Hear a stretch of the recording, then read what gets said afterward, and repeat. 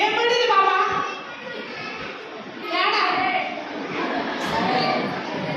తినడము నువ్వు తర్వాత పెట్టుకో. అయ్యో పడిపోయిందండి. అయ్యో తీసి బల్లి. అంటే నేను పెట్టుకుంటానండి. సరేలే, సరే కానీ ఇప్పుడు ఈరోజు బైబిల్ చదువుకున్నావు నువ్వు? ఇట్రా అంటే వాడు కిరీటం పెట్టుకుంటున్నాడండి. అవునా? సరే, నువ్వు బైబిల్ చదువుకున్నావా స్వీటీ? అంటే చదువుకున్నాను. ఏం చదివావు?